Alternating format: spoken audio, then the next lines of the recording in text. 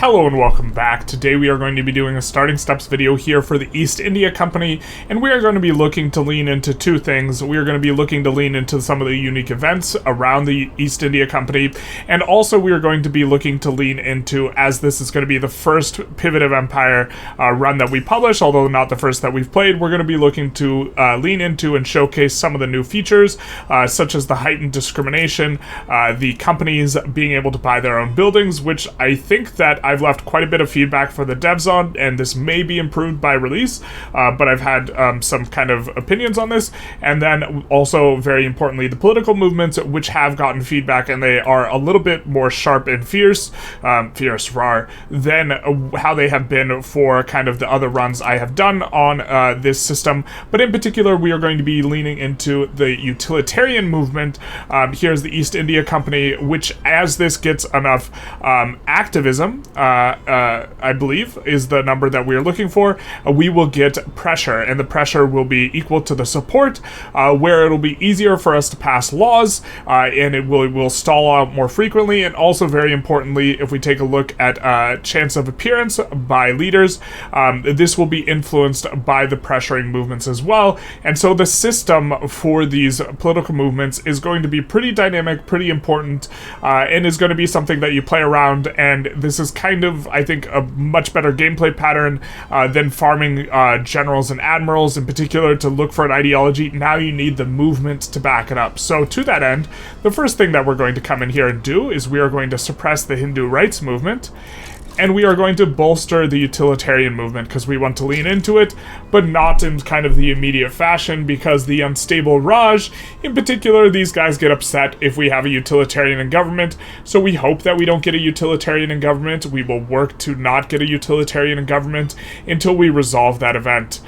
In particular, there's a lot of unique stuff about the East India Company, so let's jump into some of it. Nearly all the interest groups here for the EIC are unique. The only one that's not is the trade unionists, and I think the landowners, or sorry, the rural folk. I'm not sure if this is the standard malice, but in particular, the East India Company is going to be way worse than the standard industrialist, as you are not getting the free money modifier, and instead you are getting minus enactment time plus qualifications and plus bureaucracy, with a penalty of a minus authority and plus mortality per turmoil.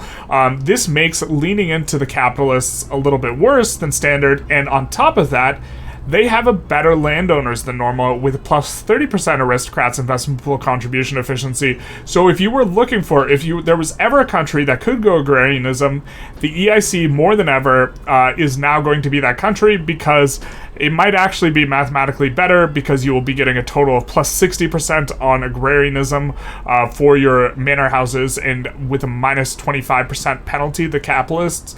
And so this might be the first time that this is not only viable, but meta to go agrarianism.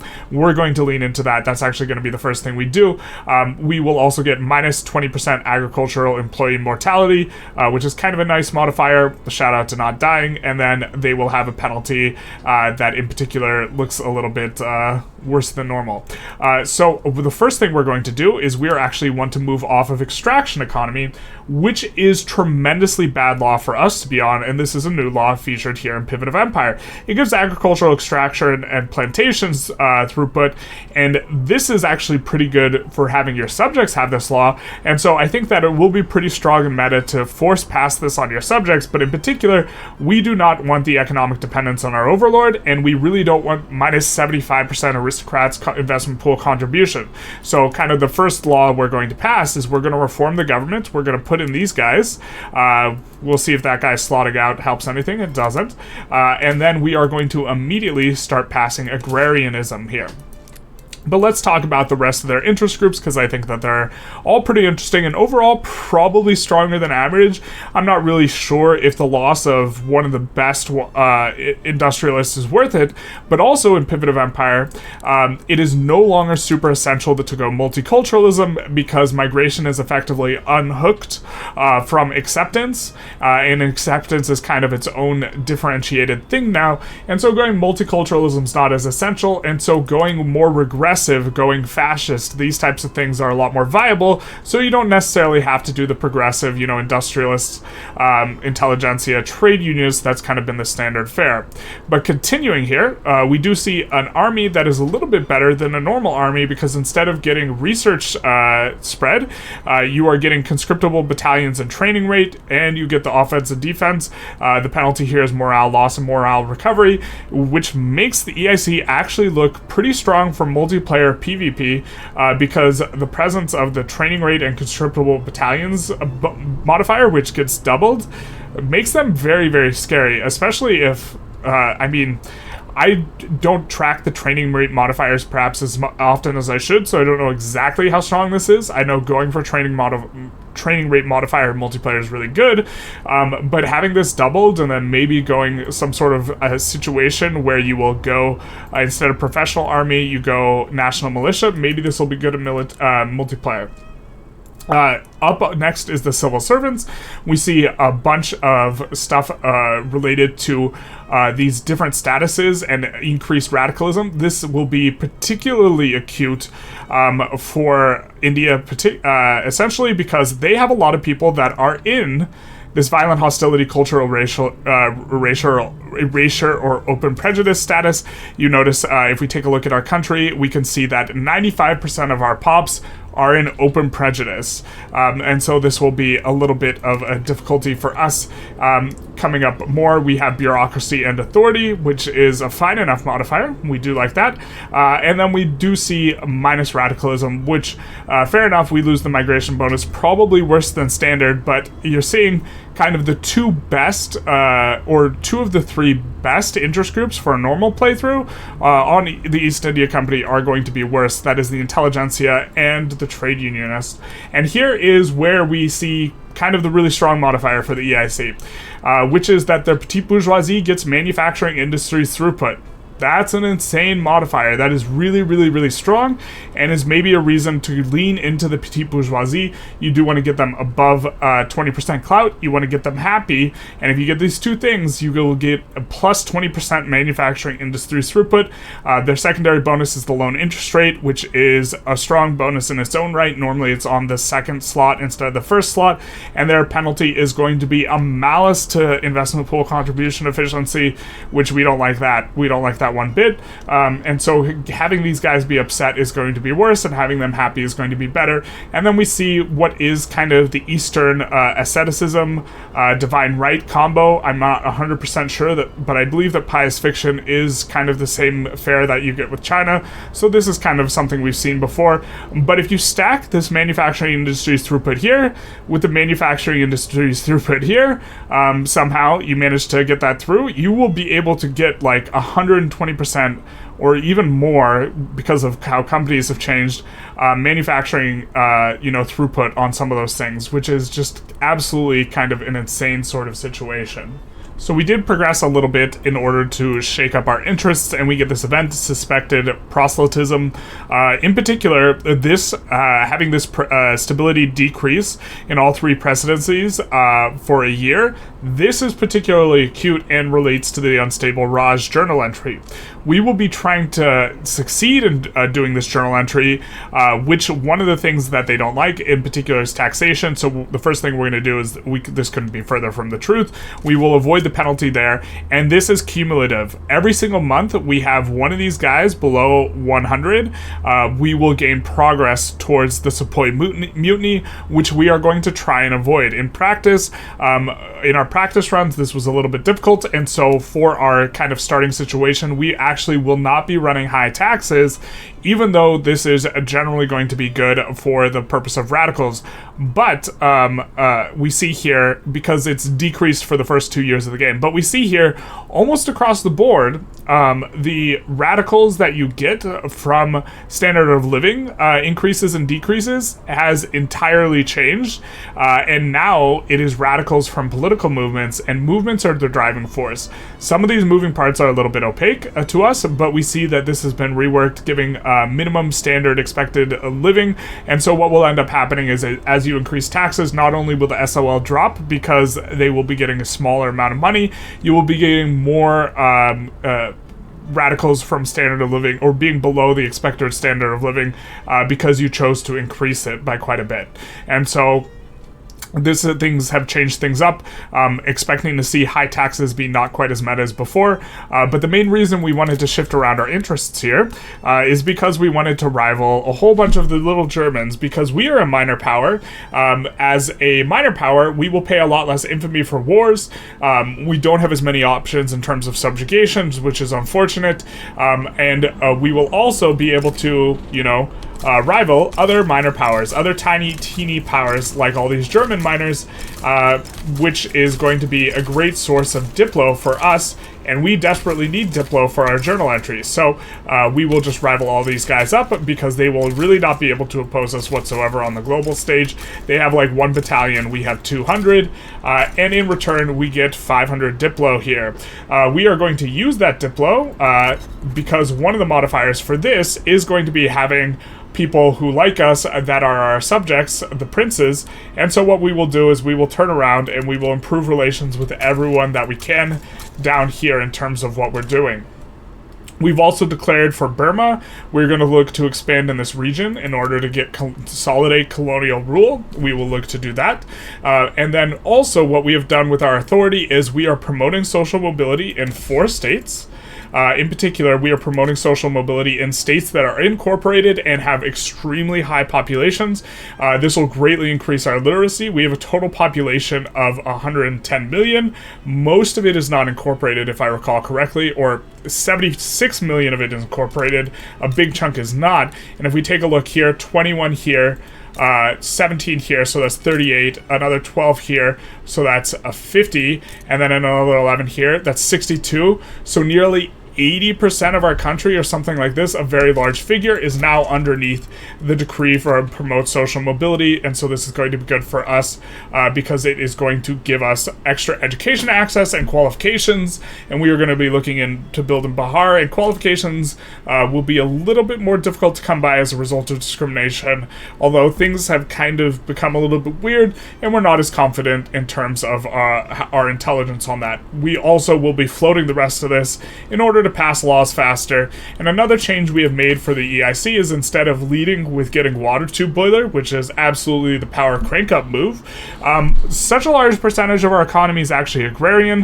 What we actually really want is to get a really early pump jacks. I think that this is an interesting play pattern for the EIC, especially because we are going to be going, at least for some time, agrarian, but we are opening with pharmaceuticals because we are trying to resolve this journal entry as quickly as possible, and it seems to be quite a difficult one to do, and in order to do this, we do need to get the standard of living greater than or equal to 10. One of the easiest ways to get standard of living is actually going to be public health insurance. And so we are going to lean into that early so that we can try and get this, because it's going to give plus 0.5 standard of living. So if nothing else changes and we get to 9.5 and then we build a little bit, hopefully we can do that, and then we will also work to consolidate the colonial rule, because the unstable Raj seems to say the very least quite unstable. We had a couple practice runs and this seemed a little bit hard to achieve, although we didn't know exactly what we were looking for or trying to get, and that we couldn't just ride the lightning for a little bit with high taxes and then rake it back. I think we do have to open up with this. In particular, also I want to make note of our investment pool change. Reinvestment is currently 3K. Keep that figure in mind. That's 3.4K, because once we get agrarianism, that's going to explode in a way that the math doesn't even look right on that. The math seems to not math. It's going to be so much bigger, and you can see some of it's from the manor houses and some of it's from the company headquarters. I have left quite a bit of feedback regarding companies just generally being anemic and having a hard time getting going. We do have a company here. There's a couple things I wanted to make note of. One, the company ownership is always capitalist. So if the companies get a lot stronger, this is going to make laissez-faire much better. But also, it seems to be the case, for a variety of mechanical reasons, that these guys never get that big, they never get that dominant, and so I think there's a new way of evaluating companies now, which is, we're going to keep in the East India Company for the flavor, we're not going to swap it out. But for the most part, you will be getting a huge throughput bonus and a huge company construction bonus, but it's only available to the companies buildings that it is constructing or the buildings that it owns. Since it's relatively anemic and it doesn't construct that much, and it doesn't own a lot of buildings relative to your entire economy, I think the new way of evaluating companies is, one, can I get the prosperity bonus? And so agrarian buildings in general, it's going to be harder to get the prosperity bonus on. And industries that are not very efficient, it's going to be hard to get the prosperity bonus on. So if you can get the prosperity bonus, then you consider the company, and then you consider it primarily through which companies have the best prosperity bonus, rather than thinking of it in terms of which companies am I going to get the throughput and the construction on. And so, for example, we might actually go the fabric company, except for it's agrarian, so it will be a lot harder to achieve the bonus on, but we would kind of like textile mills building throughput. We can see that the Wadi Shipbuilder is a company we would have never considered before. You know, we actually wouldn't mind a pop attraction to our guys, and then the minus radicalism for we see this minus radicalism for a bunch of these different pop groups. This actually might be a reasonable company, whereas before it would not even be one that we would consider. And so this is going to be a little bit of a learning process or relearning process as to which companies are going to be best, because you're caring a whole lot less about the construction and the throughput, I think, unless they change it. I talked to the devs. They seemed kind of open to some changes that were going to make things a little bit more explosives for the company. But as it stands, this here, British Indian Steel Incorporated, or the generic steel company with the state construction efficiency, is probably going to be just straight up the best company, unambiguously, or any other company that gives state construction efficiency. So we quickly subjugated Burma, which can potentially help us out with the second war we're starting, which is against Qing, with the very idea that we can sway the UK in extremely easily, and if we need a front, we can also always force Burma to join our war as their overlord. But in particular here, we could have gone for Beijing. Probably would have been better to go for Beijing. I think we're going to hold off and look to navigate some of the events without the really, really strong bonus here from Beijing, although it would be kind of probably optimal to go for this, but in particular, the legitimacy from including the head of state and government would make things a lot easier for us. But instead, what we're going to be going for off of them is we are going to be liberating Yunnan and Yue, which is going to give us an avenue of expansion as we go into Southeast Asia, looking to form a large block eventually in the future. We're going for war reparations, which we've made primary. There is a trick that we could put in more war goals here before swaying the UK, but we're not going to do that. The idea being, if we put in a war goal here, let's say take treaty port, we're going to give them the Formosa treaty port here. Before they consider whether or not to accept, we could add more war goals here, like liberating another subject. We could liberate Hosian before the UK has a chance to accept here. Actually, let's just liberate them. Shout out to that.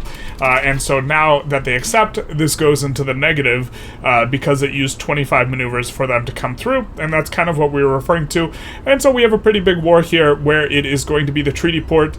Jilin and this state here in particular get a lot of gold. They are very, very strong, and I think taking them is relatively meta. Of course, you take Beijing first, but this is going to be quite strong. There's a ton of resources here.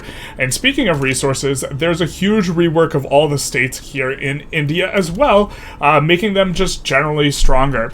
In particular, of note, I think there is a state here that is the only state that has a 30% throughput bonus on anything as a result of natural modifiers, getting the 10% coffee plantation throughput and a 20% plantation throughput on this delta as well. Adds up to 30%. Unless my math is wrong, which I don't think it is. Also, we do have the very strong Mapi River, which is a feature of, India, where this is going to be very strong through here in terms of manufacturing.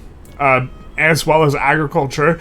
Because of this bonus, we see a similar bonus up here in the Indus River, and so really this will be a very strong region as it scales into the late game.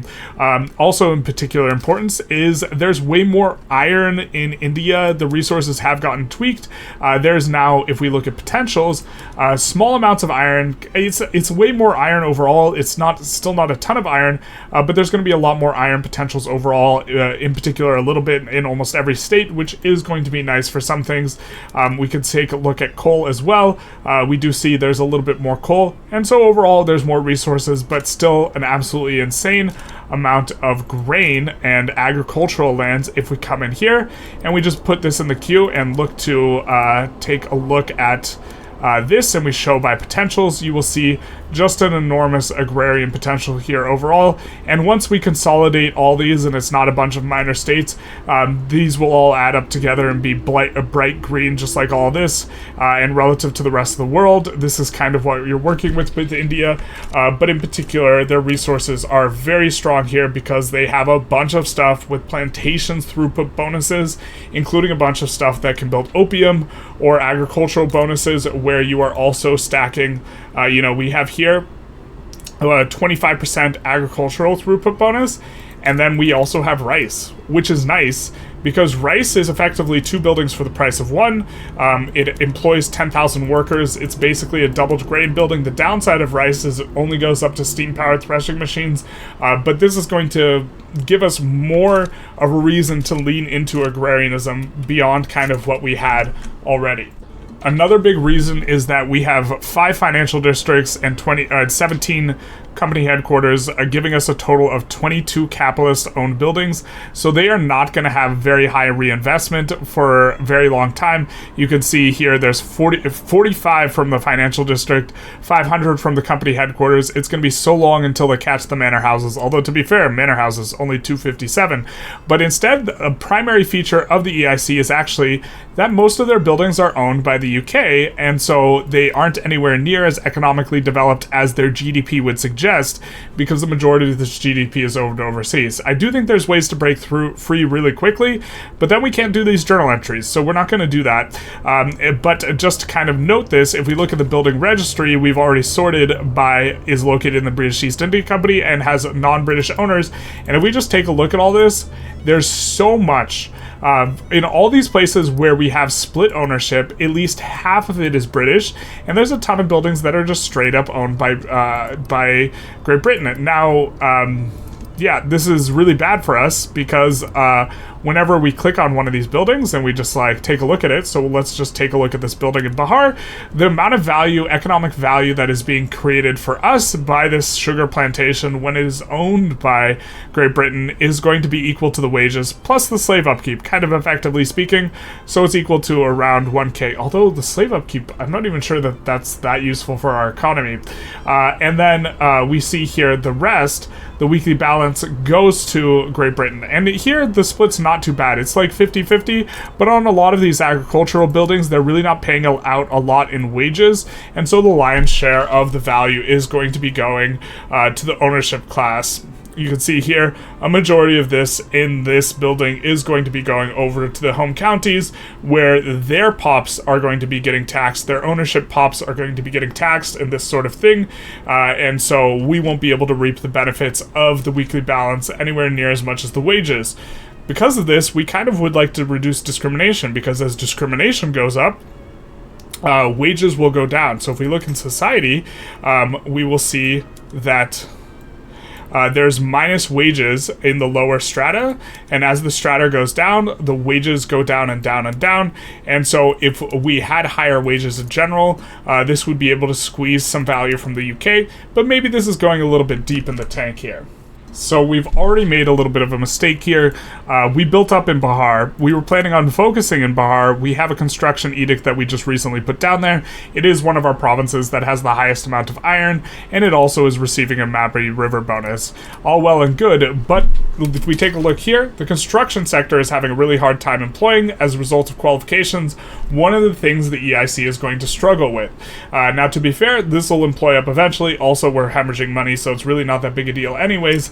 but this is going to be something that is going to be a consideration, and so maybe spreading out would have been a little bit better. What do you mean it's not subsidized? What does that even mean for a construction center? That's a government building, my friend. After we went after China, we shifted our interest. The war is still going on, but it's still going on because Great Britain's handling it.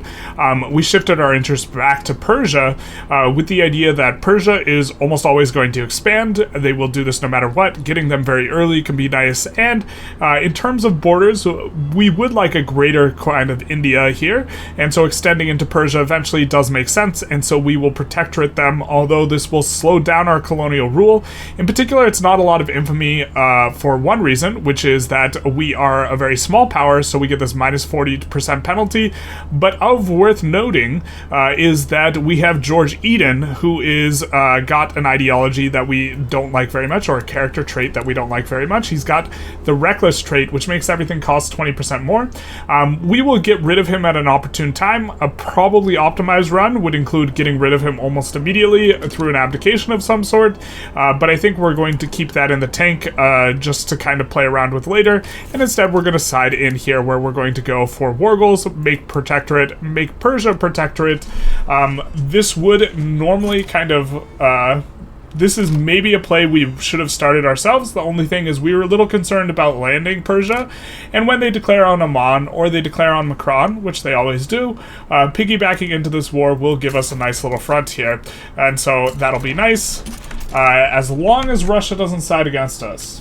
Persia notably has a lot of what we lack in terms of resources, which is to say they have a lot of iron and coal, which we don't have very much of. They also have an enormous amount of oil, which I don't think in this region, which I don't think India has a lot of oil, but they might have gotten a little bit more with the rework. We haven't gotten that deep yet, and so this is a reason to go for them. We also see our very first of a harvest condition present in our state, where we are seeing torrential hail, which, yikes, torrential rains. And these are so painful when they pop off. This isn't even a particularly painful one of these, but you see minus 46% infrastructure. This is not going to be that painful because a lot of these places have a huge infrastructure surplus anyways, but some other penalties include MAPI and this stuff of this sort.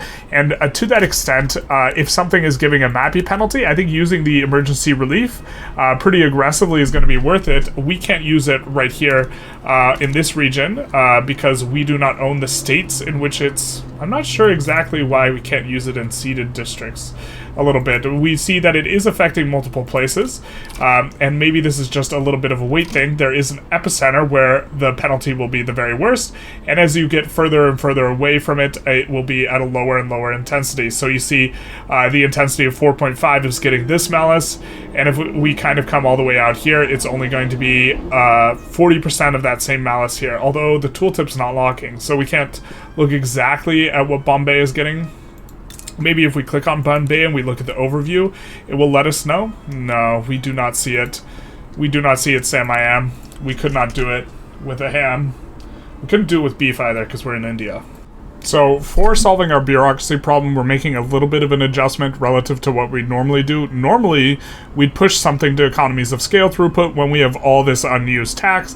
However, when we saw the construction sector having a difficult time employing due to qualifications, which to be fair, we're helping qualifications with this edict as well, we're instead going to spread out these a little bit. We do have some wood in the queue. That's fine enough. It's going to de-peasant. It's going to help to bring up SOL. In particular, our SOL's already up to 9.5, so we're kind of well on our way to achieving this unstable Raj or filling this out, which is very good because there are going to be a lot of negative events which are pretty painful and make this hard to complete. And so I think being timely about this and not looking at it like, oh, you have 22 years, but instead looking at it like you want to get this done ASAP is probably going to be important for completing the journal entry, although there's probably cheesier ways to make sure it gets done. In particular, if we look here, you can see that there's a progress bar and we're getting plus 0.5 from subjects' low liberty desire. Part of that is we're improving relations with everyone as a result of having a ton of stuff. But just to kind of demonstrate demonstrate the high taxes thing, because we mentioned it, but we didn't really show it. If we put taxes on ultra high, we will start getting a -1 penalty, and if we tick below -75, we will get multiple months. If we get months, 100 months, and they don't have to be consecutive, just 100 in total, we will fail this, and this giant mutiny will fire. We don't want that. We want the utilitarian dream, so we'll keep this down here for now. So we are about to pass agrarianism, and we know we're about to pass because even though it says 46%, we're handsome enough that we're going to pass it the first time here. And I just wanted to kind of note here, if we take a look, the reinvestment we're currently getting is 3.8k, so up a little bit. But now, once we pass this, because we're so handsome and we let the game think for just a second, now it's 39k, which is an absolutely massive come up in order to be able to pay for buildings. And so what we're going to do is we're kind of running this huge negative balance. You don't really want to do that as a minor power. What we're going to do is we're going to look to finish out the bureaucracy, and then we're going to look to not really build much else. We have a couple logging camps on auto expand. We might keep them there, but we're going to look to not build much else and instead let the auto queue build and probably add construction, because the amount of money you're making, you kind of want to think of it as this number plus this number.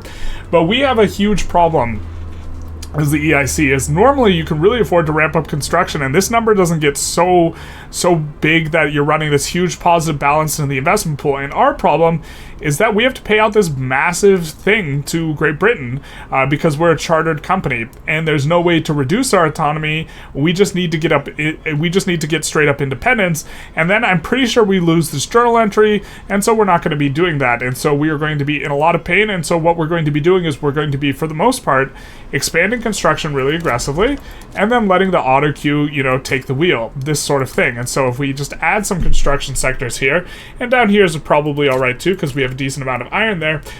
These ones are at the back of the queue because they need to employ up anyways. We will allow them to kind of take over. Although, to be fair, they're half employed. They'll employ up. This is also making progress. It's not like the end of the world in terms of the ability to get employed up here, but this is an absolutely enormous change in terms of money that we're making, and this is free money differential. This is not money that is being extra extracted from someone else. No one is paying more money. Nobody's SOL is going down. This difference of 30k, which relative to the size of our revenue is enormous, is brought on the fact that we got onto agrarianism, which is going to give plus 50% aristocrats investment pool contribution efficiency. So instead of being at minus 75% investment pool contribution, this isn't even contribution efficiency, this is straight up contribution. So instead of the aristocrats giving just 5% of their money to the investment pool, modified by our bonus of 30% up to like 6.5% of the dividends, instead of that, now on agrarianism, they are giving the full 20%. And then this is getting plus 80% on efficiency, 50% here, and then an additional 30% from our unique interest group here. Shout out to the loud car outside.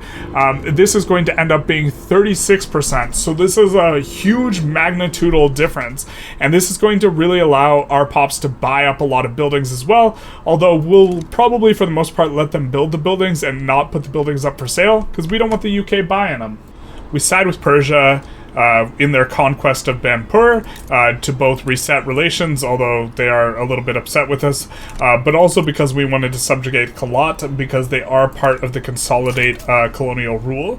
If I'm not mistaken, this does include kind of this region up here of Sind, Kalat, and Makran, and so now, since Makran is the subject of Kalat, this entire region here, with the exception of Sind, is now under our subjugation. If we take a look at the map mode, it makes it a little bit more obvious. But something that's a little bit baity that you want to make sure not to do is trying to subjugate the Raj at game start, because they turn into a major power and then they're no longer an eligible target. Also, we're a little bit leery about conquering them because we will get a malice for the unstable Raj if we conquer a state off of them, from that state being high turmoil. So that's why we've been focused more on subjugation. We subjugated Burma. We're going to subjugate Sind next and see if that's enough to consolidate colonial rule. If it's not, we'll probably go from Nepal. It says a whole bunch of different regions that we need to do in order for consolidate colonial rule. but it doesn't kind of, or it like lists the regions. Where is it? So, because we have eyes, we see that it is including all these regions. So, Punjab Hills, that's going to be the Khalisa Raj, Sindh, and I don't know where Pakistan is. Baluchistan is down here, are in among the eligible ones. Shan states and Pegu, I think those are over here. And so we're kind of, working over the various places in order to kind of expand the sphere of influence. Good for the Great Game for Great Britain, though, because this does count as them being a subject of them versus Russia. We can see some more of these kind of dotting up, so let's maybe take a look at some of these harvest conditions, because I think people will be a little bit curious about these. Some of these are just enormously backbreaking. We get locked in on the wrong map there, but some of these are enormously backbreaking. We see over here drought with not too high intensity, increased goods consumption. I'm not sure 100% if this just increases the how exactly on what access goods consumption modifier works yet. I've asked around a little bit on this if it just makes it so that they buy the same amount of goods, but it's as if they purchase less or this type of thing, but it does seem to negatively affect their SOL. Also, the infrastructure usage of agricultural buildings and plantations and ranches. I think that this is really cool implementation that makes it so that it punishes you harder for having more agrarian stuff when a drought is present.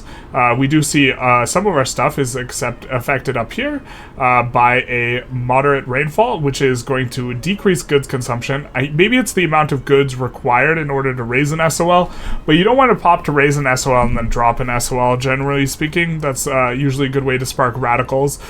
Here we see an infrastructure malus, similar to the first one we saw. We see a bonus over here with more throughput and consumption, this type of stuff. So far, we haven't seen one of the ones that is negatively affecting MAPI. Those seem to be the very worst events you can get. Perhaps this locust over here is negatively affecting MAPI. No, it is not. Some very significant rainfall, or maybe they took it out and just made it more of an infrastructure malus.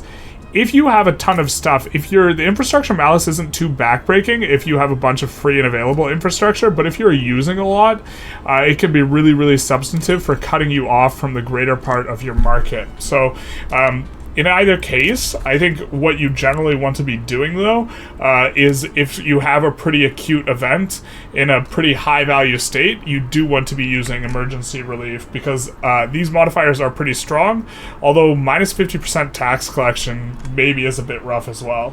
So we have a little bit of shakeup in terms of the Raj here, where we are getting penalties from several things. We are getting states in turmoil in the Bombay presidency, which includes this region here, if I'm not mistaken. It's part of the Bombay strategic region, and I assume this is what it means by Bombay presidency, but this is starting to give ticking negative. And also coming in here, we just had our leader die and of the Industrialists, and now we have a utilitarian leader and he's in government, and there's not really a good way for us to slot him out of government and still maintain legitimacy, because George Eden here, shout out to him, the guy we love to hate. So what we're going to do is we're going to take this guy out and we're going to exile this dissident. We're going to say, smell you later, dude.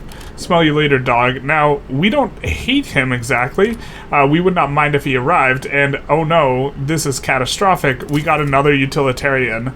So what we will have to do is George Eden now is going to be eligible to resign from office because extraordinary and demanding vision. This is the dream of a colonial administrators adhering to utilitarian philosophy. So this is what we're trying to play into, just not yet.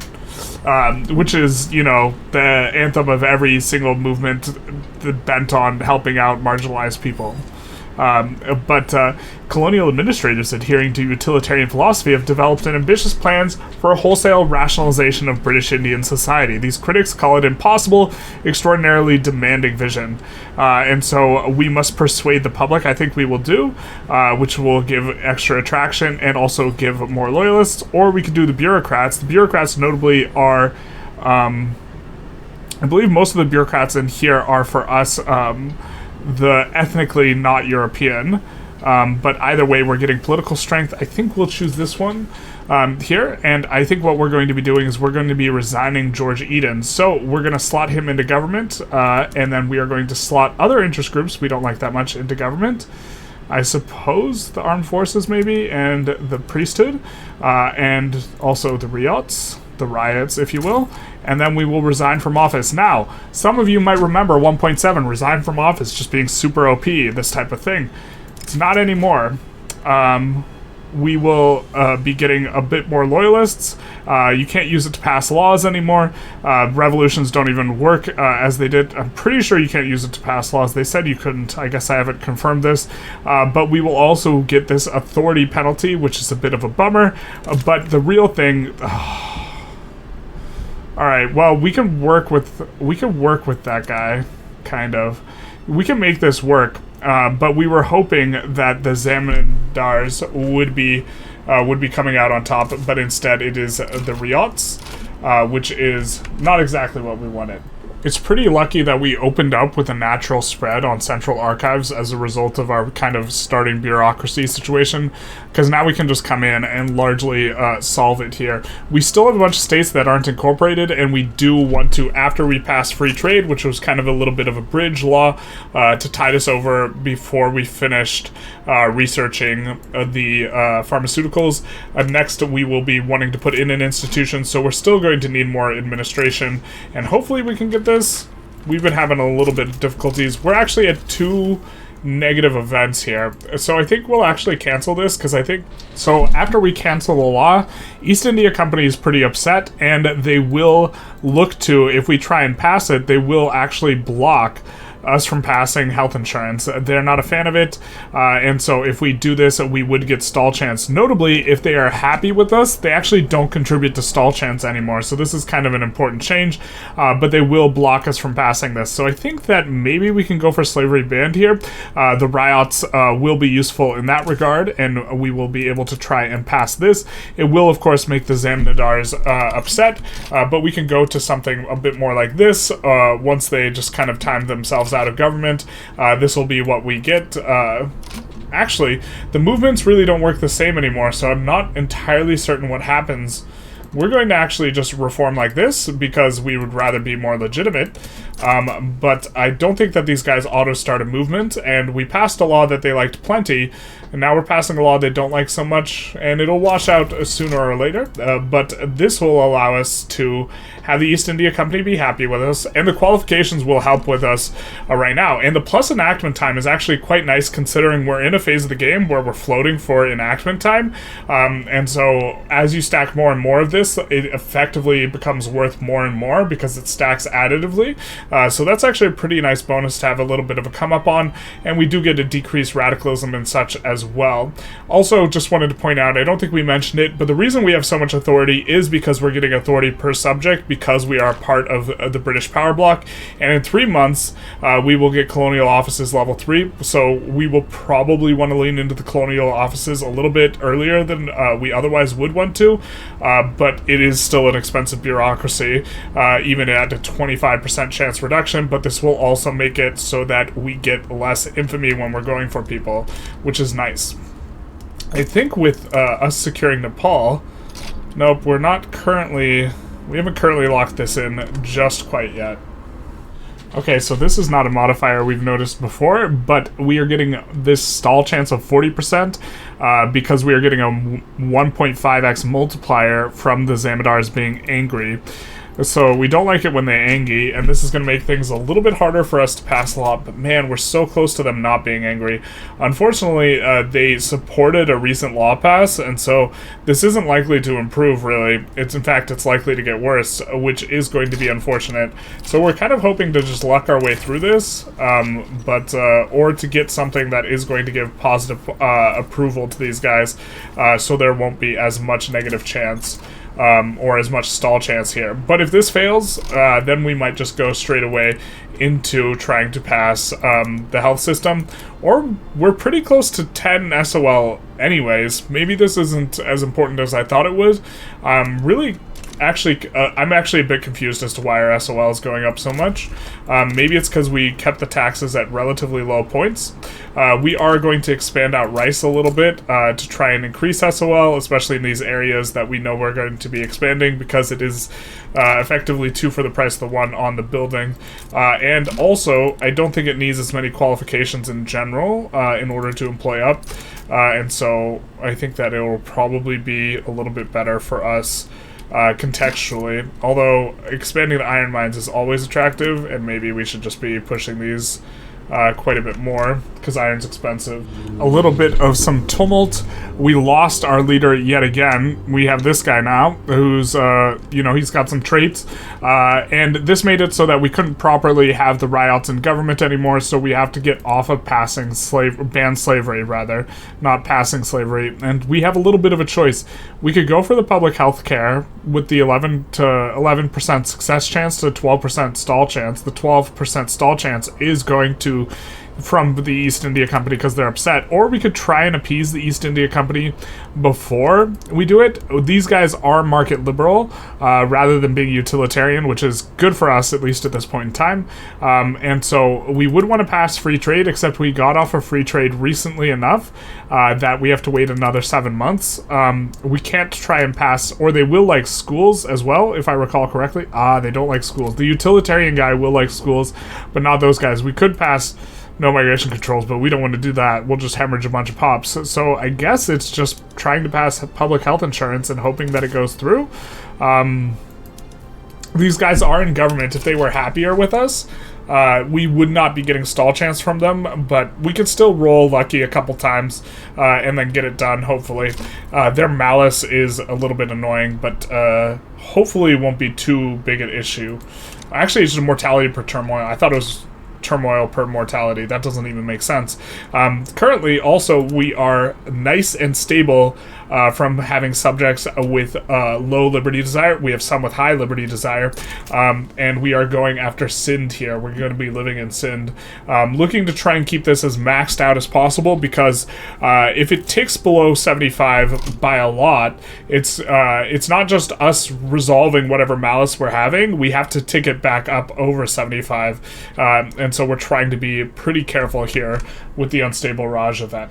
So we are going to invite Dear Emiliano in order to juice up the utilitarian movement. You can't see it here, but it says, "Will join utilitarian movement." He's also jingoist, so we kind of like that because we do want to pass colonialism at some point, and he is also attractive because he is cautious, and we can maybe get him ruler at some point in the future, and we want to use the cooldown, and we want to juice up our movement here.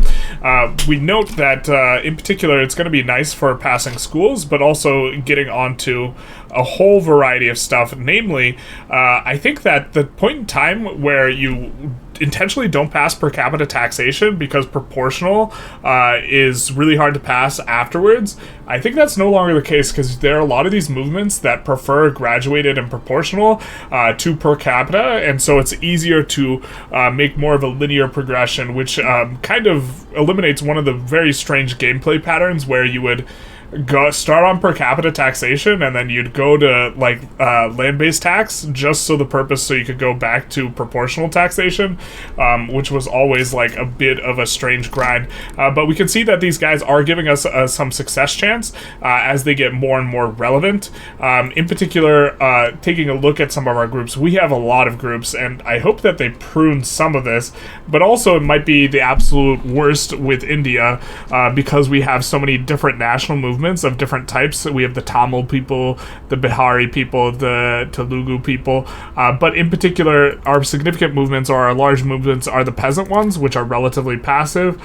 We don't really like what they're agitating towards, so we could perhaps get rid of them, although they would help us to move up the stream in terms of our tax law, and they would also help us to move to commercialized agriculture, which are both kind of areas where I think we're going to want to go. And there's also this pro-slavery movement, which is relatively large, but in fact, it's one we maybe would suppress if we didn't want to float, authority for enactment time. Man, we have so much authority because the subjects from being in the British bloc. All right, we have a little bit of an interesting decision point, which is the UK is offering to take on our debt. Now, as I mentioned earlier, breaking free from the UK might be kind of the preferred way of doing things because we have to pay so much out to them in terms of diplomatic pacts. Look, we're just paying out 70k, and it used to be the way to go. Was probably optimal in 1.7 was to reduce autonomy and you just didn't have to pay anything. But we cannot reduce autonomy and pay nothing because of the new subject type that we are in.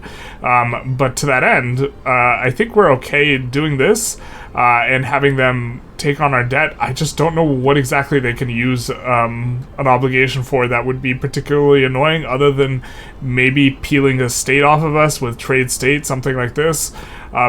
But I think they can just take a state off of us anyways, and we are hemorrhaging quite a bit of money. And so this will be, I think this is worth, we did cut back construction. We are a little over 100 for a period of time, then we kind of cut it back, looking to slow down. The thing is we want to make sure that our investment pool keeps draining, but our investment pool isn't too tremendously large, and now we're in a bit of a neutral territory where our investment pool is growing at a rate that is, or we have a plus modifier here that offsets this, and so roughly speaking we are break even. If we put in consumption taxes right now, they really don't give us a whole lot of money. This is on a per authority basis relative to just trying to squeeze through some of these laws faster, and we do want to pass a lot of laws for our utilitarian stuff. Yuck, look at this, yuck, disgusting, bad event, bad. But especially if we're having a little bit of trouble moving around with some of these things. It's very interesting how laws can be way easier to pass if you have the big movement and this type of thing, or they can just like not be helpful at all, or like kind of feel like how they used to feel to pass. And it's really big part of it is a group feeling a particular way. Notably, all of these national movements supporting multiculturalism, maybe we make an early kind of move towards multiculturalism, and notably if we do that, we will only have to research human rights. We won't have to get feminism so we can spawn the certain type of agitator. We won't have to get anarchism. Our movements, if they are agitating enough or upset enough, those will allow us to pass the laws. Like the utilitarian one, because it's 7% relevancy, is giving us 7% enactment chance here. So we get a dictate from the British to build universities in each of our presidency cities. We will begin this at once, of course, except we will put a needle in it, or kind of a fork in it. Neither of those metaphors work. We gotta do the colonial or government administrations first, because we did get the very nice public health insurance. I believe that this requires a level 3 in, yes, Bombay, West Bengal, and Carnac. I think we will start with West Bengal, and we'll just get that to 3, and then we'll kind of cruise from there. We are definitely running negative amount of money, but Great Britain, in our practice run, Great Britain was also willing to take on our debt at least once. I assume they won't do it twice, but we'll see. We'll see. They're paying us back from all those juicy, Diplo packs we're giving them, so yeah. So just to give a little bit of an update on the East India Company and why these things are relatively anemic, we have the company headquarters here. We started out with 15 levels at the start of the game. It's come up 18 levels, and our financial districts have come up 40 levels. Now, to be fair, there's a reinvestment floor for financial district buildings, so they will get 25% of the investment pool no matter what. But what is going on here is that the company is really not able to expand that well. And that's not even really emphasizing one level's not equal to another. This company only has levels that cost 200 construction. All the financial district buildings, almost all of them, are going to be 400 plus. The logging camps are not 400 plus, but all the ownership here, if we look at West Bengal and what's owned, actually, to be fair, a lot of this is 200 construction buildings here as well with the fishing wharves. But we have like 600 construction cost buildings in the textile mills and the shipyards and this type of stuff. So in terms of expansion and reinvestment, it is really kind of going the way of more so the financial districts as well as the manor houses, which we weren't tracking as close and are a bit hard to track because those also include the peasant buildings, which we have 2,600 of. And one of the reasons why is the company bonuses. Let's just take a quick look at them. And I think that they might buff this by the time release hits, so this isn't necessarily, or they might buff the amount of the reinvestment queue that goes to the companies. Currently, as I understand it, it is proportional to the amount of money they are contributing, which here will be, what is this, 12%, 10%, this type of thing. But one of the things is, man oh man, do these buildings get really, really profitable with 40% throughput, and they construct really, really fast as well. The problem is the way that throughput is applied is that if we have some company ownership here, the throughput is getting applied proportionate to the levels that are owned by the East India Company. So we're not getting like 40% throughput here, we're getting 8% throughput. And the manor house levels benefit from that same throughput. And so the East India Company can't outcompete the manor houses because the manor houses get the exact same benefit that the East India Company has. And furthermore, if the East India Company owns a singular, like, level 1 building, which they will in a lot of cases, if they have a singular building that is just level 1, like we have one here in Burma here, what will end up happening is other places will really, really like to build over them because they will have a really high throughput from having this, and so it will attract investment from both manor houses and the other ones, and this makes it so that, effectively speaking, they don't really have an advantage over the manor houses, opium plantations, because they're all sharing the same bonus, which means that as time goes on, the East India Company will not acquire a mega huge ownership share relative to the manor houses, which is why kind of at the beginning, at the outset, when we talked about companies a little bit towards the beginning of the video, we said that the thing to focus on more was probably what your prosperity bonus is now, and you should just shoot for having the best prosperity bonuses possible, because there's a good chance, okay, there's well, this is maybe not the best comparison, but there's 33 East India Company buildings, and this includes both tea and opium, but let's just pretend it's all opium, and then let's look at how much opium we in total have. We have 133 opium. We should kind of keep this like ratio-ish in mind, but I don't think it's going to get way, way better for the East India Company, and if you're only getting the throughput bonus or the construction bonus on, a small portion of your buildings, then how much is it worth it? Also, I don't really think we're benefiting from construction very much, because I think what's happening is our subjects are all using their base 10 construction, which is tremendous. They're building a building, and the East India Company is purchasing it, which is not reflected in terms of, if we take a look at the company bonus, that means that the construction bonus is not really manifesting for them if they're just buying a building off of one of our subjects.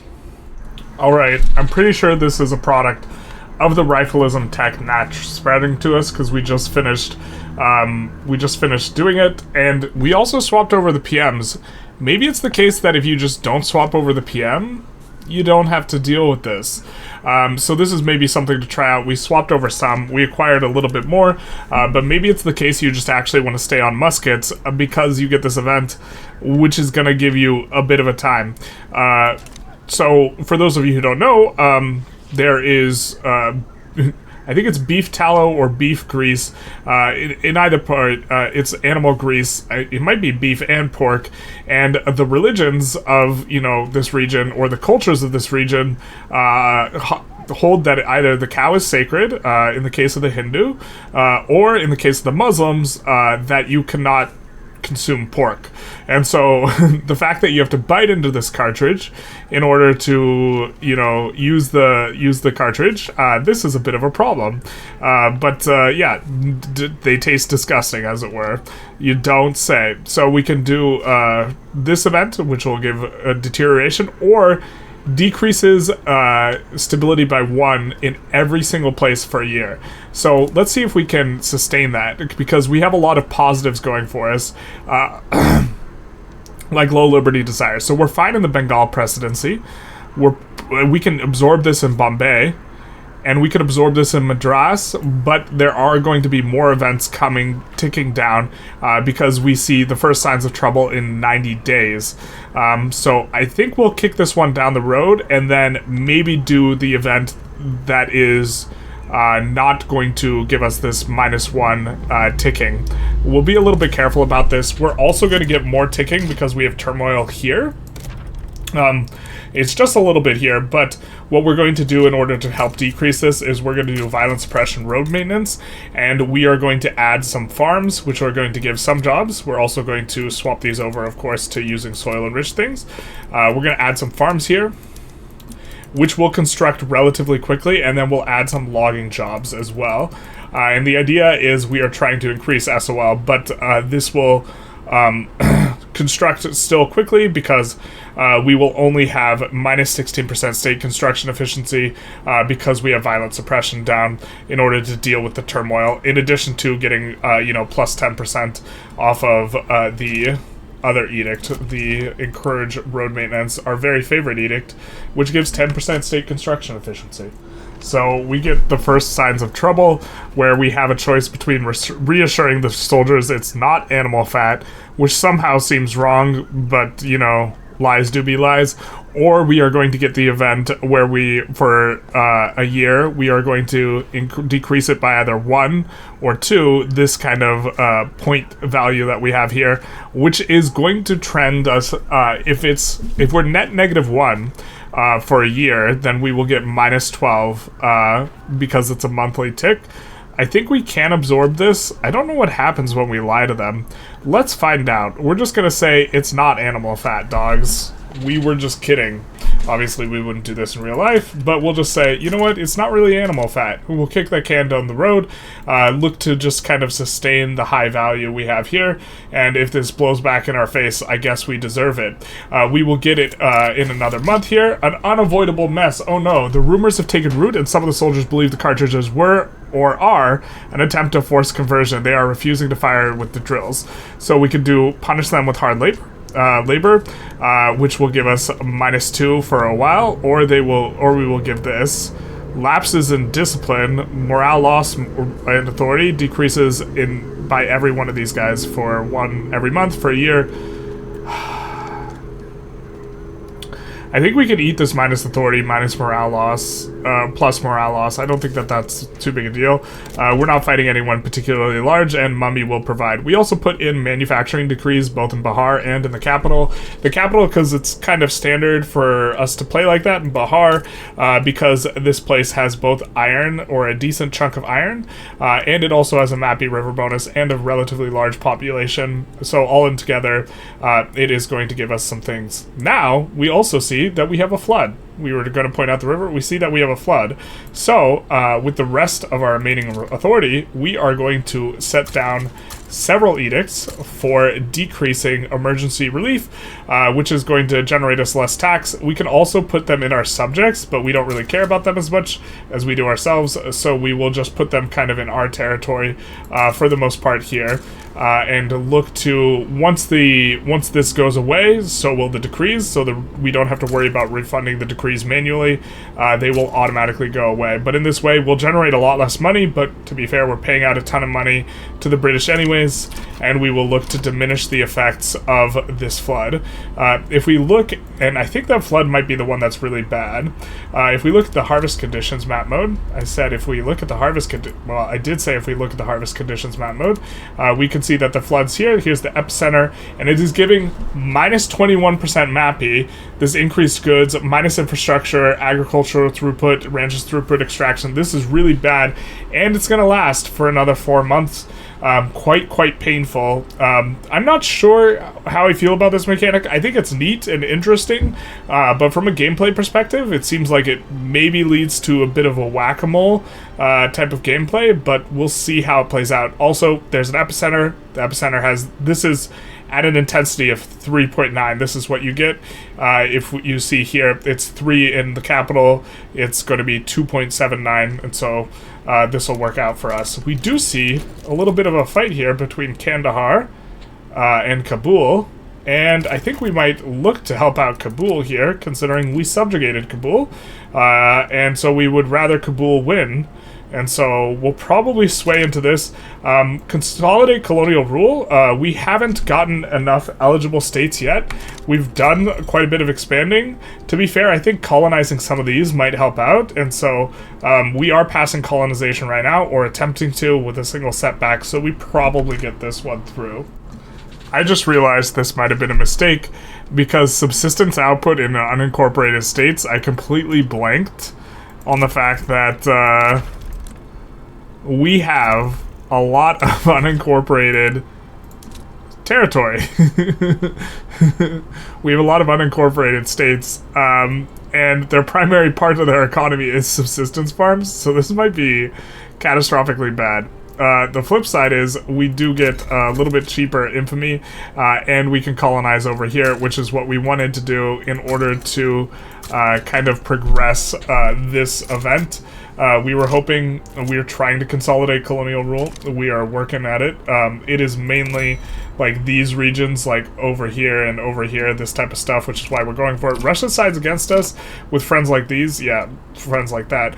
So Russia sides against us. We go for war reps on Russia. Maybe this is a bit of a mistake. We swayed in Persia to give Persia peace. They went in Benpur, so we're more than happy to give it to them. We should be able to annex these guys. We probably can enforce on Russia, because Russia never defends Siberia.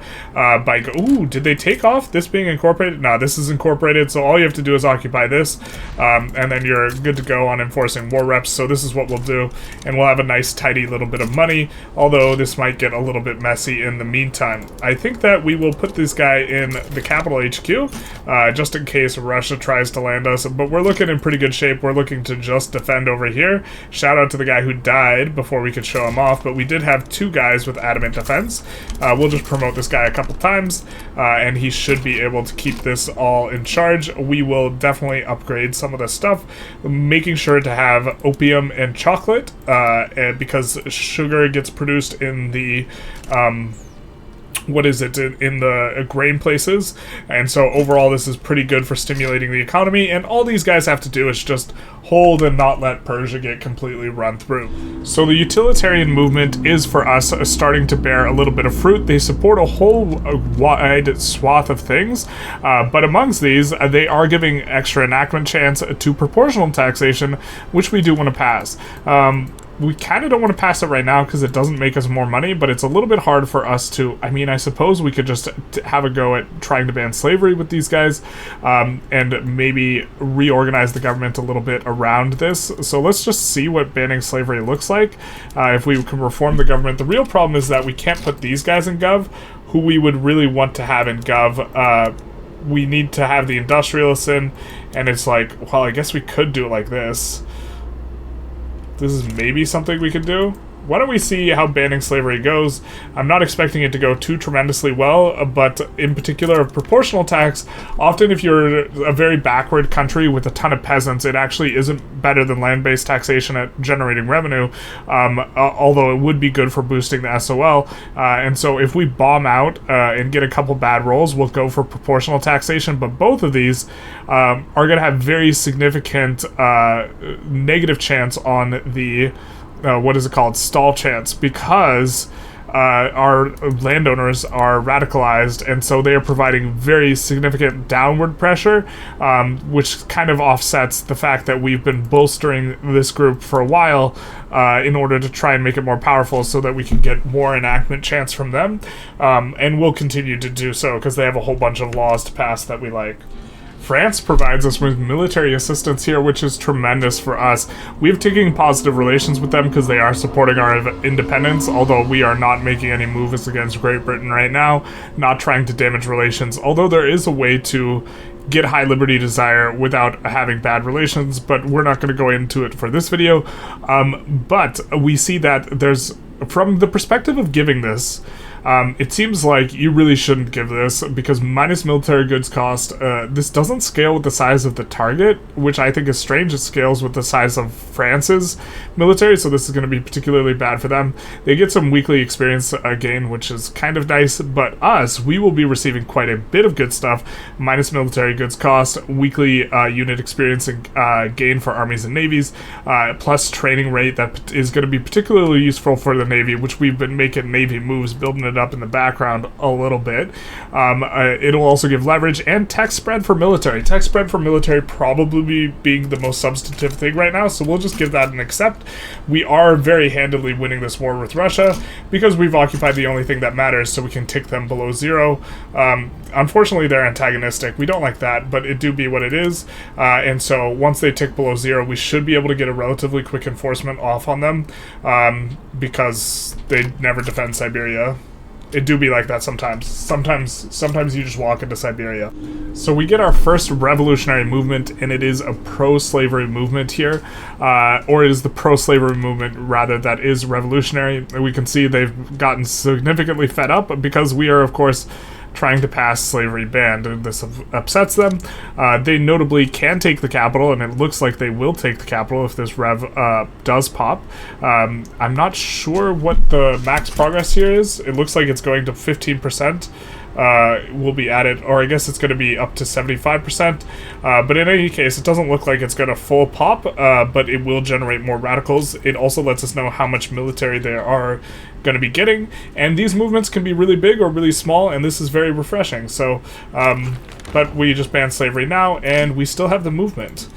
These guys are still really big upset. I think what we're going to do is we're going to suppress them, just to kind of put a curb on things, and then we will deal with the fallout of this movement as things progress, but we are hoping to get beyond slavery as best we can. The thing we're hoping to get off of slavery, or after slavery, is probably going to be getting some sort of schools. No. I think the thing that we want is we want to do proportional taxation, but man, oh man, are the landowners upset with us right now. So still figuring out just how big of an issue these movements are, and we see that this movement has recalculated, it went away, it respawned, and it has 4% support. We're suppressing it. It is marginal, but its activism is militant. So it looks like it's going to pop, but instead, now that it's not as, big a movement, it's recalibrated.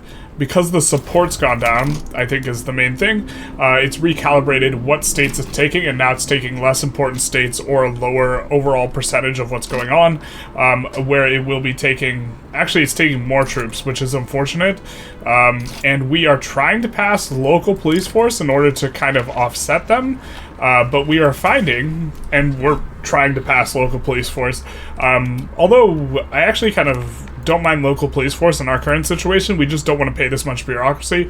But the landowner political strength I don't think is that bad, considering I think we're leaning into our landowners anyways at some point. I'm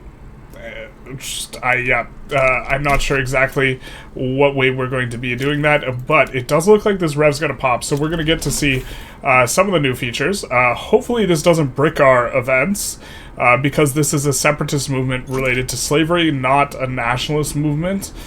So hopefully this doesn't brick our various events that we have here for, the EIC, but we are going to get it in just a second, pretty much independent of what happens here, even as they become more and more marginal, although it might recalculate the new borders, this type of thing, but we get false promises. What? What do you mean? We didn't break any promises. No, the dream of utilitarianism, it's not dead. It's not Jover. Alright, so I really want to see the imperialism of promise event chain for utilitarianism. So we took a quick reload to see why it was Jover, and it was any civil war in British East India Company will progress over 75%. So reading is hard, reading is tough. We didn't read to what would cause us to fail, but that means that we can't let this tick. So I think we're going to try and repass slavery here.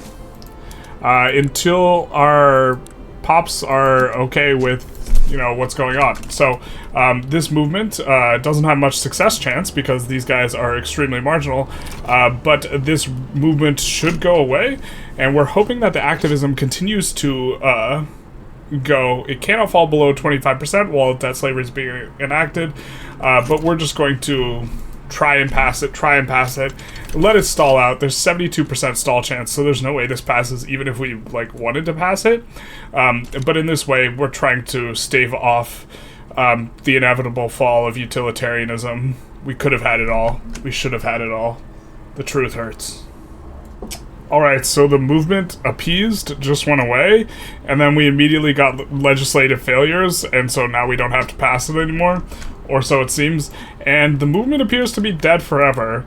So maybe this is something that needs to get patched or something like this, but maybe this is just how you get rid of slavery. You just say, we're getting rid of slavery, and then they're like, no, you're not, and then you're like, no, we're not, and then they're like, oh, okay, and then you're like, just kidding, we didn't mean it. We meant to revoke slavery. So we finally got in a position on the unstable Raj where we were running +5 everywhere, such that we could increase taxes one notch, which is going to be nice for us. We can also put in some more consumption taxes too, which will generate starting to be a decent amount of revenue per each of these. So we'll put in a few of these and then not float the authority in order to get faster enactment, and instead putting them in mostly on luxuries except for the opium, which generates a lot just by itself. It's going to let us add a lot of construction, which is going to allow us to ramp up quite a bit. Also, speaking of ramping, we are, if you take a look at our literacy has nearly doubled from the start of the game, from the 4 decrees we put, you know, in those few key states that have a really, really high percentage of our incorporated population, which is giving us a bigger ceiling in terms of research, but is also giving us quite a bit more nat spread. To that end, we are enacting public schools, at least the first level. We probably won't increase the institution. Currently, our institutions are pretty expensive in terms of bureaucracy cost, and so we don't want to go too hard in the paint with them, but we do need this in order to complete the, of course, imperialism of promise, which we would, of course, would never fail on accident ever at any point in time, but we do need to do that in order to get that in. Also, the high taxes are going to interfere with increasing our SOL, but this will be kind of frictional, and I think that we're going to focus on building maybe a little more grain than otherwise would be appropriate for a couple reasons. One, rice farms are disgustingly efficient per construction, but two, in terms of needs, especially with the lower strata, one of their primary needs is grain. Also, the slaves were pulling down our SOL, so those guys should be increasing in SOL at a kind of similar time that the increased taxes are also hurting SOL. Notably, if we swap onto proportional taxation, the land-based taxation is really, really, really regressive. This taxes the peasants, so this absolutely crushes SOL, and so even though we'll make less money, this is probably going to be our next law pass here onto proportional taxation, which should be fairly straightforward, but noting that even if we were on per capita, and maybe we should have gone for per capita earlier, our movement here, the utilitarian movement, would help us to pass it. Oh, their activism went to... that makes sense. Their activism basically went to 0 because they got the slavery banned. So we can only ride the lightning. We can only ride them for one law pass. That is very, very interesting. We're probably going to use these guys in order to pass these guys. I know one of these guys supported multiculturalism. Maybe the UI is just being inconsistent, but I thought the national movements did support multiculturalism. Maybe it's not present in the UI here because we haven't researched human rights next. So this is where we're going next. Knowing that we can't rev, I think that we want to have this in the chamber, so to speak, at least to some degree. Maybe this is way too far ahead of time, though. It probably is. So actually what we'll do is we'll research labor movement first, and then we'll probably go into human rights. But if not human rights, we'll focus mainly in the society tree for now, just because we know if we want to do the imperialism of promise, if we want to get this entire event chain done, we do need to avoid a civil war popping. So even if it's like they want to try and pass something we don't like, and knowing that it doesn't really matter too much that their support is very, very small, they can still pop if they have enough, people protesting. And so we'll try and keep an eye on this and make sure that this doesn't get too out of hand. So we hit a little bit of a point where we can put in our next company. We are going to do the British Indian Steel Company. Now, we see that we don't have the prosperity, or we won't be getting the productivity bonus right now. We are hoping that once this adjusts to the fact that we will be receiving like 40% throughput on the building, that it will change. I think it will get founded over here. And what we will also do in order to try and get this through is we will come to the steel, and since it calculates based on productivity, decreasing the amount of workers you have or you use will increase productivity even if it doesn't increase profitability. This place is starting to hire up. This place will be starting to hire up.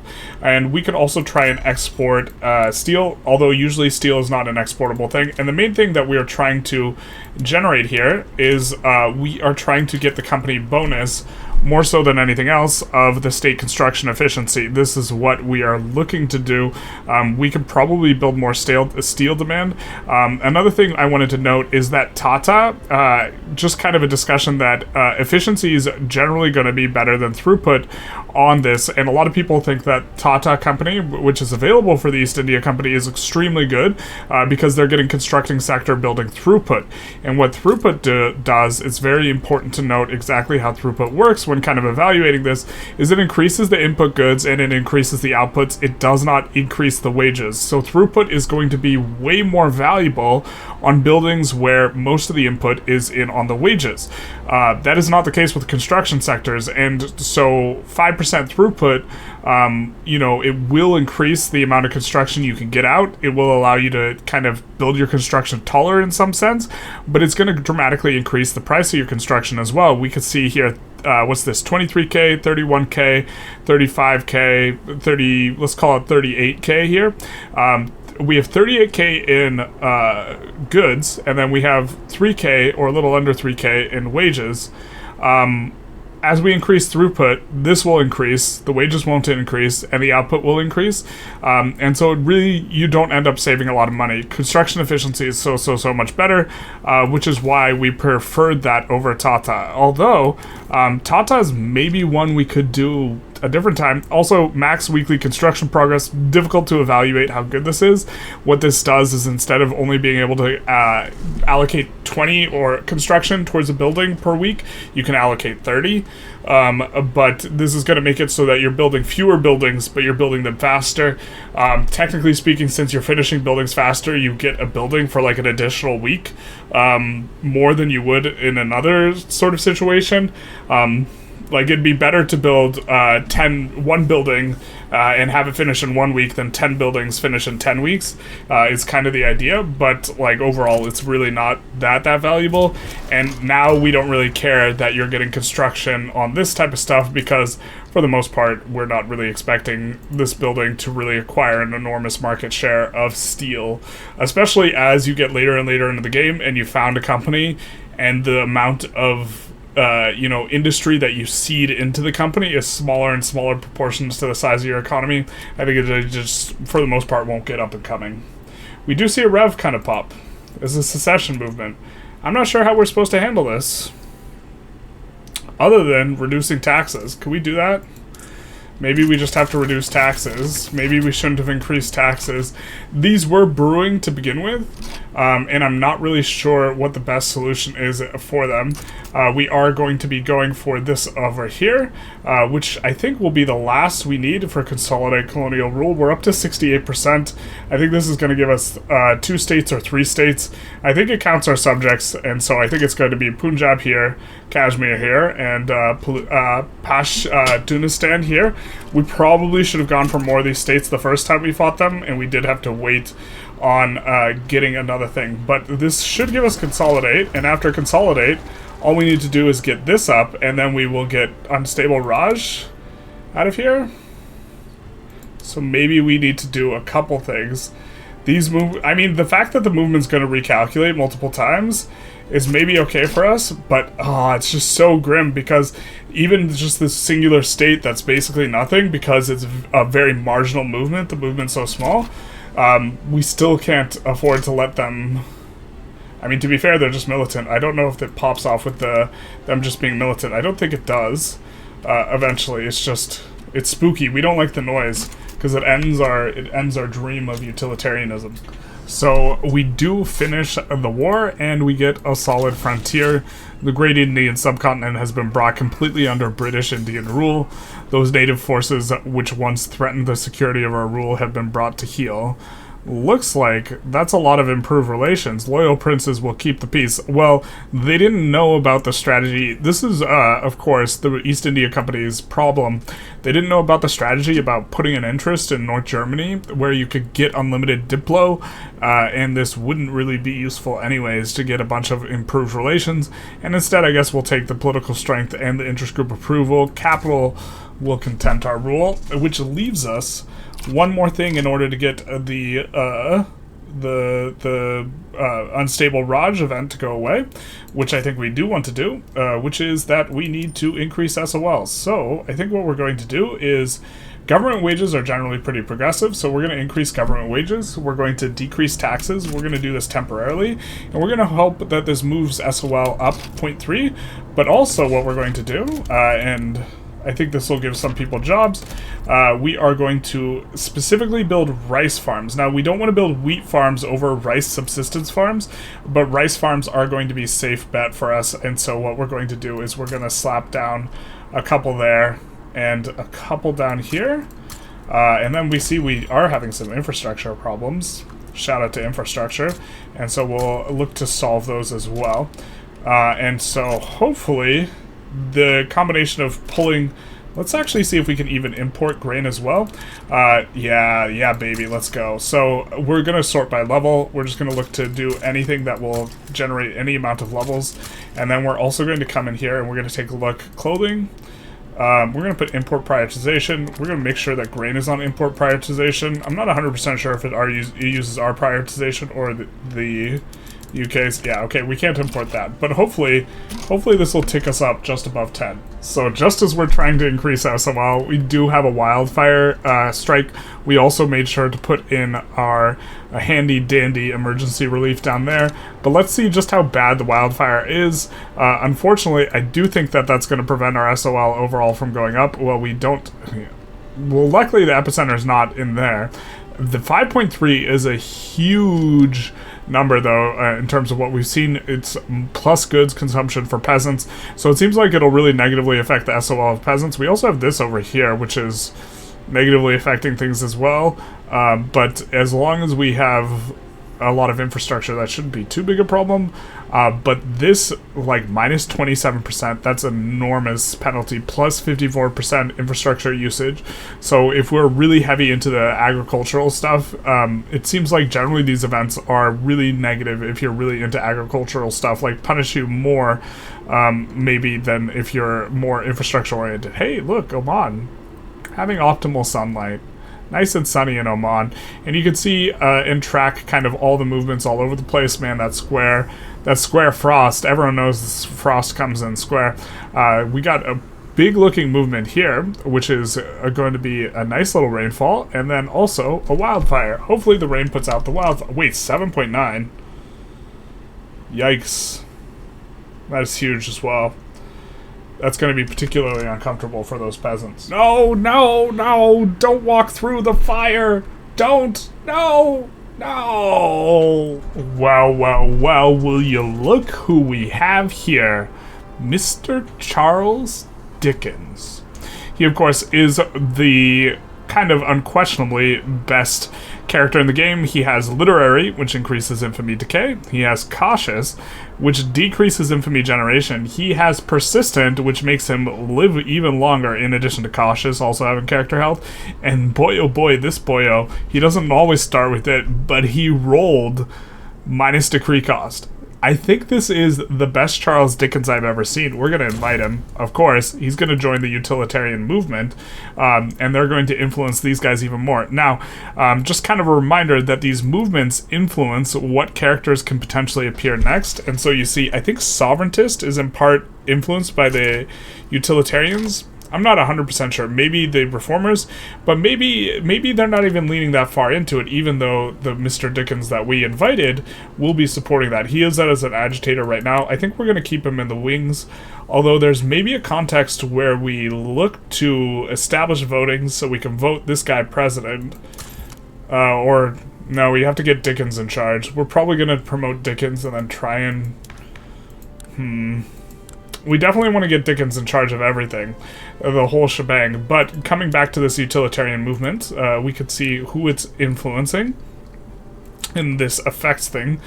So we see that the petite bourgeoisie is not pressured, but these different groups are under different amounts of pressure, and so we see that we are relatively likely to roll. I guess the utilitarian is encouraging us to roll radicals there. The utilitarian movement is exerting pressure here. We do see moderate chance. Do we not have a chance of rolling a utilitarian? We do with the East India Company. Perhaps those are the only ones that can actually roll the actual ideology, but these guys are pressuring multiple interest groups, which is going to control what ideologies that can be rolled, which is going to affect things. We do see that this adds up to 99. Perhaps that's some good old-fashioned paradox math there, or perhaps you have a 1% chance of kind of rolling a little bit of anything, a little bit of spice. Alright, so we want to pass proportional taxation at this point in time, but there's not really a lot of support for it. The main problem being that we can't be that legitimate and have these guys in government. Or sorry, we can't really pull the petite bourgeoisie into government without becoming very illegitimate, because we need to have the East India Company in government. So we're going to make a little bit of a move here. And by a move, I mean we're going to put Charles Dickens in charge, which is what you do when you get Mr. Charles Dickens. So we're going to grant him leadership off the bat. So now he's going to be in charge of the petite bourgeoisie, and we could abdicate again. When we abdicate, it changes clout a little bit when we resign from office, but for the most part, the idea is going to be whoever has the biggest clout at the end of the resignation is going to be the person who becomes in charge of the government. So we're going to reform the government. We are going to slot everyone who we don't want to get clout into the government, because we tested this out a little bit. It manipulates clout slightly. The thing we're concerned about is the riots, or the the rural folk getting stepping over rather Mr. Charles Dickens, and so we're going to slot these guys in, and then now and we're going to slot these guys out. By slotting these guys out, we will fail our government petition, which we had. They'll say, bro, you promised to pass this, and we'll say, kick rocks, we like Charles Dickens. And now that they're below -10, we're going to resign from office, the classic. And again, I think this is the second time we've done this. Really isn't anywhere near as strong as it used to be, and the minus authority is very significant. The 2% pops is nothing like the 20% pops, but this guy will resign, and this guy will take over. He doesn't look like Charles Dickens, does he? Okay, well, can we at least reform to have Charles Dickens in government? We can, and we can use him to pass. Instead, we can get onto proportional taxation relatively quickly with this guy. Okay, well, we didn't get the dream, we didn't get the Dickens, but we got this guy instead. He is popular, you know. He's got some things going on for him, but he's not the Dickens, you know what I mean? I don't. Also, very importantly, we will be getting manufacturing industries throughput 20%, which is very, very nice. And this minus loan interest rate, which is going to be nice considering our current situation here, which is looking a little precarious. It's looking very, very precarious. And we will get a much better enactment chance here. So, I wonder, does it have a cooldown, the abdicate thing? It has a 14-year cooldown. Okay, fair enough. I did find the culprit as to why we're suddenly having quite a bit of problems. You know, it wasn't just the abdication, but rather lack of market access is absolutely crippling here. We could ask for control over our own market, but we don't have a very we can't actually even ask for it. We don't have a very good situation. Unfortunately, Mummy and Daddy are fighting. The UK and France are fighting each other, and this is wrecking the convoys situation for the UK, which is in turn wrecking our economy. Although we have expanded quite nicely. Look at the nice kind of block we have for ourselves here, other than this right here. So as soon as we get prop tax, though, this is going to decrease our revenue, which is also going to very significantly decrease our expenses. If you take a look here, we have 90K that we're giving out, which is incredibly painful for us to be getting out. And then as soon as we have less income tax, this number will go down as well. So there is at least you know, something for that, and we are going to have no government construction for a hot minute. Now, we have to try and figure out how to make these guys pleased again. The guys who were giving us bureaucracy, because I think that, no, it was just the one. We have to figure out a law that these guys are going to like. Maybe we shouldn't have pissed them off quite so much. I think that we could try and go for free trade in order to try and get back in their good graces to get the bureaucracy, because this is also uncomfortable. But just a little bit of a weird transitionary period in which we're going to be able to pass a bunch of laws. So here's proportional taxation. Bink, we got it. And so this one, namely, should increase SOL quite a bit, because it's so incredibly regressive to be on land-based taxation. It really taxes the lowest strung the most, because this land tax, it is on the peasants specifically, or anyone not in a city or something like that, not in an urban area. We're going to increase taxes too, now that we're targeting a little bit better. And then we have a couple more things to get through in order to get this. We do have to go compulsory primary school, should be easy enough, and get off of legal guardianship also should be easy. But the utilitarian dream is alive and very, very well. Although, maybe we should pass free trade first. The East India Company would be very happy about this, and the riots wouldn't be too mad. And so maybe this is a good time to pass this, and also now we could slot them in if we wanted. Doesn't look like we're more legitimate that way, but now we're very close to getting this bureaucracy bonus. We're only off by 2, and considering we have a 20-year decay on, or minus 20 decay on 10 years, and also we passed a law I think they don't like, if I'm not mistaken. We should be getting to positive approval sometime pretty soon. In fact, we might even be able to change this a little bit faster, because if we scroll down, and there's a lot of scrolling because there's a lot of movements, we have anti-Ottoman society and also the British society, of which the Industrialists are both. So what we could do, we didn't even do this, that wasn't us.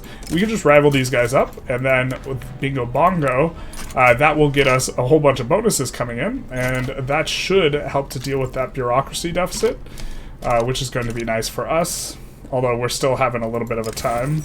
I'm going to say mine, all mine, and we have to do this event every time because we don't want to unstable our Raj. But is this going up? Oh, it's so magic, 9.9. In fact, we should just do this to get across the finish line here. It does take a little while for SOL to tick up, as a result of, you have to be on positive for a little while, and your buy basket has to be, before your buy basket can be increase. We're kind of threading the needle here. To be fair, we've let this deck get way more out of hand than we should have. And maybe firing pops off there is going to be a little bit of a problem. Yeah, it doesn't really put a dent in it. The problem is that this Diplopact is just so incredibly painful, because it makes it so that we can't properly leverage our investment pool really well, because we need to add more construction to leverage our investment pool, but that we can't. I think that what we're going to do is, this is an auto expand. We got to stop that as well. I think that is our only auto expand. We got to not do that. Because we can't afford to pay for the government construction, and we really need to keep the investment pool draining. The art of doing nothing, you're telling me. Welcome their support. They're doing nothing as we wait for this to tick up so we can increase taxes. There we go. There we go. There we go. Let's go, baby. If I'm not mistaken, that is all the things complete, and we complete the unstable Raj event completed, which is... Does it just get rid of the event? We get no congratulations, you're so smart and you're so utilitarian. Nope, that's just it. Big sad. Let's wait a week. Okay. No. Organized crime, that's not it. God, that event hits us right in the oofs. Let them celebrate, we're about to go bankrupt. Although, bankruptcy isn't all that bad. It's not all that bad. With our level 5 building here, we have a whopping 94% throughput, which is insane. Now, unfortunately, all the inputs for steel are expensive, and steel itself is cheap, so it's actually not even profitable enough for us to be hitting a bonus. But just checking where the throughput's coming from, we are getting 40% on the company, which company gives it a lot more throughput now. We have 4% from economies of scale, and we get plus 50% from Bahar. We get 20%, that is because we have an edict here, and 30%, that's 30% throughput from a combination of manufacturing industries throughput here and manufacturing industries throughput here. This is like without any of the economies of scale, we can get close to 150% total throughput here if it were completely company owned, which is a bit nutter and pretty amusing. Unfortunately, we can't really manipulate the price of steel up very well. The best thing that we could try and do is try and expand any of this. Ooh, look at us, pardon us. Look at us forgetting to turn on PMs. But decreasing the price of iron there will help out a little bit. We are keen on getting our company bonus because this is the thing. This is now the thing that we chase, is the prosperity bonuses on these companies. So I think we're going to conclude our episode here. Definitely the bankruptcy is creeping up on us a little bit more than it otherwise would.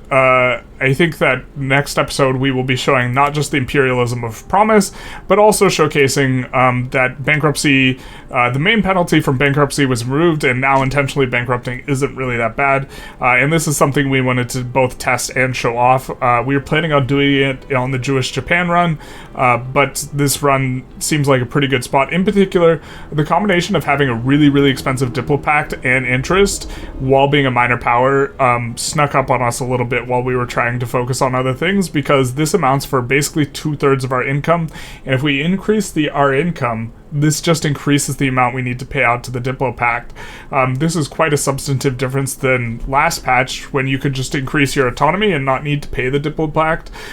We wanted to have all the flavor. It's probably best to just get independence from the UK as quickly as possible and just eat the turmoil that you get from the event instead of playing how we did, but we definitely wanted to show off some of the stuff, and so this is kind of why we played how we did. And towards the end, we were a little bit more aggressive in acquiring the debt because we really wanted to hit the 10 SOL mark, but okay, so this is the situation we're out in now, but next episode we will be looking to do the utilitarianism journal entry. We just have a little bit left to go, just 2 more laws to pass, and we will do it. And then also we will be handling this. Notably, just kind of as a point of emphasis, even if we deleted every single government job, that would just barely put us in positive, territory. There's really not a way for us to rake back expenses. We're not paying enough, in, where is it here? The construction sectors. The amount of laborers we have here. We probably actually shouldn't have even deleted the construction sectors we did. That was actually a mistake. It'll give us a little bit more time to prepare for an intentional bankruptcy, but we're not really paying much in wages, and we're not paying in construction goods costs because the investment pool is now covering it. So anyways, I hope you guys enjoyed. Welcome to the new update. India has been pretty interesting to explore in this type of stuff. I'm excited by especially the fact that these guys and the capitalists kind of sucking maybe makes it so that agrarianism might be the best law for them. It's still probably last. Well, actually, the extra company now kind of blows. So maybe actually it's probably still good enough. Yeah, we're outroing slow enough. Do the YouTube algorithm stuff if you feel like it. If you don't. And if you've been sitting this entire time, probably get up, stretch, take a walk, this type of thing, and have a good one.